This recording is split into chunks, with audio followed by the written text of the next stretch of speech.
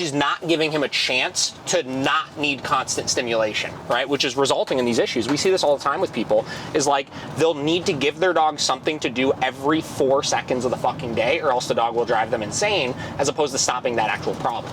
Left it to the bank light, pedal to the floor, need no brake lights. In the dark, watch me make light. I'm a star, got no stage fright. Hey, I know her. Yes. All right. Let me see this. That is really hard to press. That's what the reviews were saying. Wow. Apparently they don't You make gotta the really, tops. maybe just use your thumb so you could really squeeze it. Just you like know? angrily. Yeah, you gotta, stop reacting.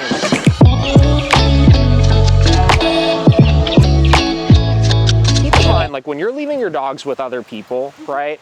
Whatever you're doing with him really shouldn't have that much impact on what his behavior is there, because in the end of the day, the things that he does in the presence of somebody else are typically not a result of him not being exercised enough or not being trained enough or this or that. It's the things that they are maybe accidentally reinforcing, or it might be something with how they're interacting with him or something like that, right?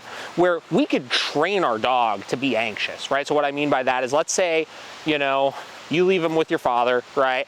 And he is constantly anxious and grabbing a toy and this and that, and every time he does something like that, your father gives some sort of attention, right? Whether it's telling him, hey, knock it off, or grabbing the toy for a couple seconds and playing with it, or throwing it for him, or going and getting a treat, or going and taking him outside, or constantly essentially doing something in response to his behavior every time he does it. Okay. What that's gonna do is keep him frantically trying different things to try to get a rise out of him. Sure. Right? So you gotta be really careful with that sometimes, because you could actually train the dog to push us around more like that, right? Unintentionally, even though it's not malicious, right? If you have a dog that's already a little anxious and stuff, it could keep them in that cycle with things. You gotta kind of also then separate in your head a little bit the behavior he's doing for him versus the behavior he's doing for you at that point, yeah. Right? Okay. We'll see that a lot where, you know, a certain party is just not interested in, you know, doing some of the things that we're doing with the dog, and I just kind of accept the fact that the dog is going to be a little bit more poorly behaved, and I can tell because you're obviously a very nice person, right? And you obviously care about how his behavior impacts everybody else. Yeah. Sometimes you can get really self-conscious and be like, oh, he's so anxious and he's so worked up and the training isn't working or this or that because he's being bad for somebody else, as opposed to understanding that that has nothing to do with the training that you're doing with him, as long as he's good with you, right? Right there. Yep. Excellent. Perfect. Now we're going to use this as an opportunity to walk by again.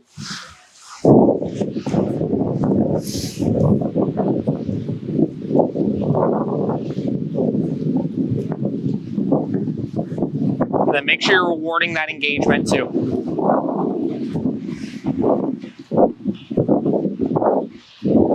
Need a couple more hands.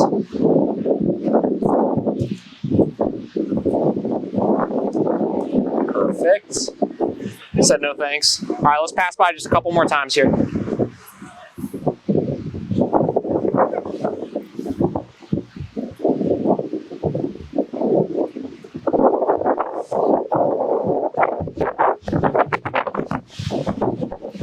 Mr. Bowman's getting put through the ringer today. It's awesome. One more back and forth.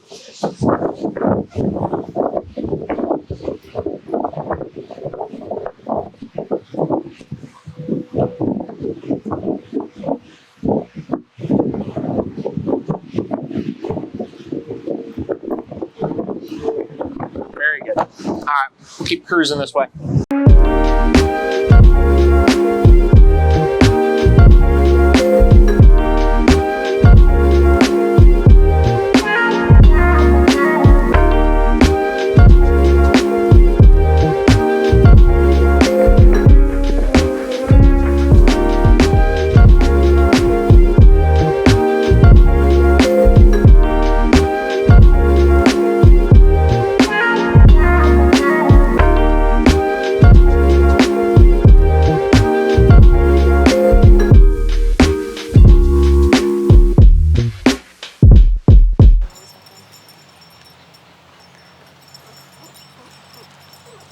Like, that's great. That's like really good. Where's he at? There he is. I also feel like I've had to like correct, like when I do correct him, like I've been having to correct him at way higher, for, like recently than I have Sure. been in the past. Yep. And even then, it's like, especially in his most excitable moments, like, like he like has, you know, the past few times I've needed him to get in a bed stay when people come over. Yep. He's like failed the bed stay like a few times. Like, Sure. like in the past, it's like he might get up once and I correct him, take him back. Yeah. But like lately, it's taken 3 or 4 times. I turned all the way up to high. Yeah. And it's almost like he still like doesn't even really care. And like the one time it was like some door-to-door person came up to my side door.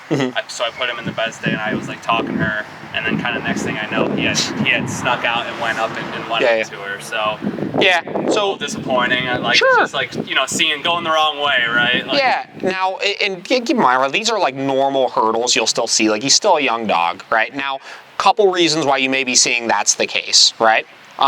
Biggest one that I see is as the dog gets better with the training, the mistakes the dog makes are more of the bigger mistakes. So instead of like in the past where you would have obviously some of your bigger mistakes you needed to correct for, but additionally you would have like the little thing here and there where it's like you just didn't get on the bed, not even around a lot of distractions, or he tried to stop to sniff that pole or whatever, where the levels we typically would work at are like more than enough for that, right? Now, every time you need to correct him, it's in those like level 10 arousal states of mind, right? Yeah, that's pretty much it. Yeah, so because even though it feels like we're needing to correct higher, it's just we're encountering more of the situations where that's just the level we needed regardless. Well, and right? I'm even saying though, it doesn't seem like even those high levels are getting the results that I need. So that's kind of the second side of things, right? Which is, and I don't know if this is the case. You could obviously tell me, but a lot of times we'll find that, you know, we're keeping the level set, say, whatever, let's say hypothetically 60, right? Which is, you know, usually a fairly high correction for him,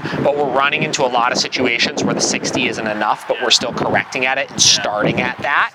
And what happens is then we go from 60 to 90, right? And it's a jump, but we already kind of braced him up with that 60 a little bit, where it needs a higher level the next time because of it, right? So if I start finding myself in that trap where it's like, oh crap, like I'm winding up in these higher levels and they don't seem like they're enough, I'm gonna start then starting even higher the next time. Yeah, okay. Right? Yeah. And listen, like, you know, we've talked about additionally, right, there's a lot of dogs that work at 100 for a lot of things. You know what I mean? I mean, we've like, talked about this before. Yeah. Like it is strange how like some days certain levels are work well and get the response you need, and like some days it's like twice that. Like it's great. It's just and it it's makes wild. It hard to like. It makes it hard to know how he's feeling. On that day. Which is why with my dogs at this point, again, because I'm not correcting for a lot of things, because they're pretty good with stuff. If I'm going to give a correction for something, anything, whether it's that right there, whether it's they didn't listen to the bed stay, it's going to be a motivating correction. You know what I mean? Maggie, down.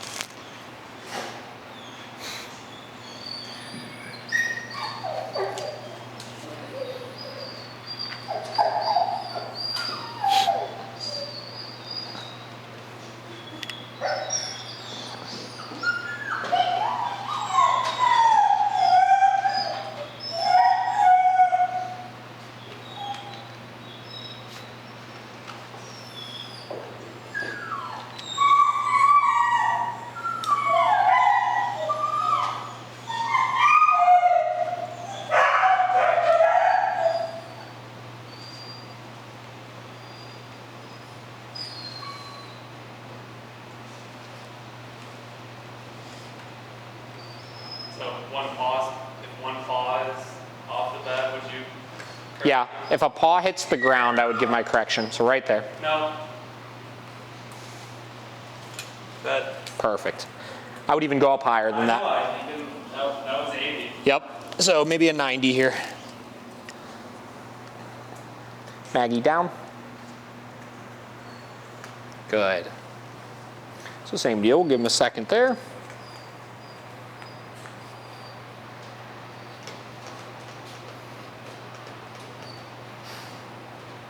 Much better. Yeah, sometimes at this point, when we get a dog that's like looking really good with stuff, but there's these like last little kind of pieces, sometimes we can find they plateau with the things that we're currently doing with them, and you need to just figure out a way to almost make it more challenging to kind of kickstart the next process. You know what I mean? Or get them over that last hurdle and like stop them from plateauing so much. So like this is a case in point example of this is about as hard as it gets, Yeah, like, right? The thing is, like, I don't have the resources to like practice. Sure. So even things like the like, you know, going over and being like, hi buddy, you look so cute, right? Hi. No. Right there.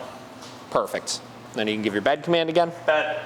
So things like that, you could have friends kind of assist with and stuff like that. Like we'll just have her totally free now, you know, regardless of what she's doing, we want him holding it. But we're almost just like completely over exaggerating as best as we can how challenging this could be, so that those like real life situations seem a little bit less of huge distractions to him, right? Yep. Hi bud, what's up? Hello, hello. I know you're doing pretty good so far. No. Perfect, Bed. excellent. Hello dude, hello. Much better.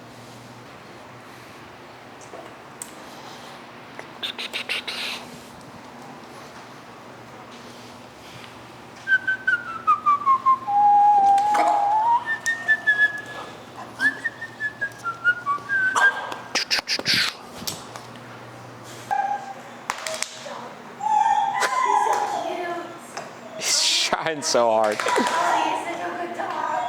Perfect. It's pretty good. That's good. It's pretty good. And again, realistic expectation. That's about as hard as it gets. Yeah. You know what I mean? So like even the little jumpiness and stuff like I'm okay with that. I agree.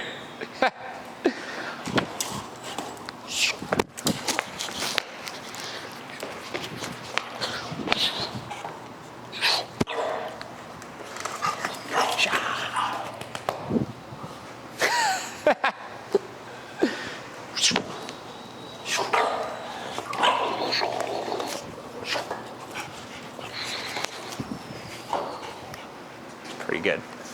It's pretty good. This is literally the most distractions that he'll probably ever need to be around. And we're purposely like, I don't want to say like setting him up to fail, but like we're purposely doing things more and more and more and more challenging for the sake of you seeing how to really work through this stuff at home if you notice it's an issue, right? So you can call it fair, unfair, whatever, you know, but this is really as hard as it gets. So if you could do it around this, you could pretty much do it around whatever. Kind of like what I said, right? Like if you find yourself plateauing with something by like ridiculously increasing that distraction as opposed to like, oh, a little baby step, little baby step, little baby step, you can see him get past that hurdle a lot quicker then. Because when you go back to, again, real life after this session, it's gonna be like that. It's gonna be so much easier for him. I think a long time ago I was reading a book. It was like a personal development book on like learning and stuff like that, right? And they said something in it along the lines of exactly that. Like if you're learning something new, sometimes you make these tiny baby steps for you to follow through, and you'll find yourself plateau at a certain spot and not be able to get to that next one. Where if you skip a couple of steps and try to go to the one after that, it'll cause you to learn the steps in between much faster, right? That's kind of the general principle that we're following with this. Okay, so here's the thing, right? He really did well, right? Like all things considered there, like inevitably there was some confusion along the process with that, but he did well. The one thing just to bear in mind as you're doing this, right? So, you know, obviously like we talked about, right? Like we have goals, we want him to be rock solid around these distractions. So in order to get him rock solid around these distractions, we have to really test him with things. When we're really testing him with things, there's gonna be confusion along that process, right? So you can't get yourself too concerned about that. Additionally, keep in mind like the sad, right, looks, the kind of submissive body posture and stuff like that you're seeing, right? All that is it's confusion, right? It's not that he's like, oh, I'm scared right now or anything like that. He just doesn't know what's going on, right? And you know, that's kind of general body language of a dog that is a little confused or a little bit nervous or something like that. So and you saw the difference, like once he started getting more confident in the decision, you saw it pep back up. So that just means if I notice that, he's not totally sure of himself there, and we need to work him through that scenario more times until he is. And now, lower the correction level down while you're... Well, make it an appropriate level. It doesn't need to be crazy high for that because he's not blowing us off, right? Not even that blowing his off needs to be crazy high either. It just needs to be an appropriate level overall, right? Additionally, the one thing that, even today did add a little bit of confusion to it as well is we worked multiple commands in addition to increasing those distractions, right? We really proofed those downstays and bedstays, then we really proofed those come commands, which, in a real life situation, if you were working on this at home, I would kind of pick one of them. One for the day. You know what I mean? Because it's like, in fairness, like when he really started getting confused with those come commands, he went and laid on the bed because we just finished working that for like 15, 20 minutes. You know what I mean? So by picking one thing at a time to really work on and drill with it, you'll see him get confident in that faster, or more confident in that faster. It's the same psychology behind, like we talked about in the living room, just working the bedstay because there's less options. In his mind in that moment, he's like, I need to avoid this correction, right? And it's one of these two things. It's come or bed. And he was guessing bed a lot because we started with that one, right? Now, we had to work all three of them, the bedstays, the downstays, the come command, so I could show you how to do it with all of them, obviously. But at home, you're only going to do one at a time. Does that make sense? Yeah. So, again, regardless of him being a little confused and having some issues with it, he did very well with that. The distractions weren't so much the issue, right? It was him being confident in the thing that it was that he needed to do around the distraction, right?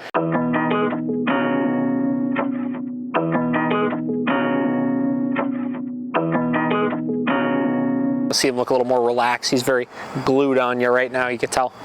I always hoped at one point he would just like keel over on the side and just be like, all right, I'm gonna take a nap. Thanks, guys. Now that's kind of the thing you'll find with the when you start doing the extended bed stays, like the 30-minute ones, 40-minute ones, he will, right? And the thing is, once you start patterning that in enough, they start doing it faster and faster, right? So instead of him, every time you put him into a down, being in the state of mind of, oh, I'm just gonna be here for a couple minutes, so there's no need to get super comfortable, they start putting themselves into the state of mind, if we're doing the majority of our down stays like that, they start getting into the state of mind of, I'm gonna be here a while, so I might as well get comfortable, This is what you'll hear a lot of trainers talk about, like state of mind training and stuff. This is what they mean usually, is we're utilizing the obedience to help facilitate putting the dog into a more calm state of mind. I'm just looking to see him like look at something other than us.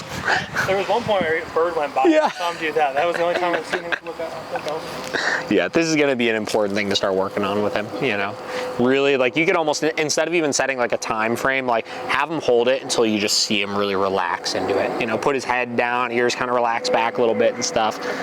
No. Now, what I want you to do is you're going to walk all the way back over there.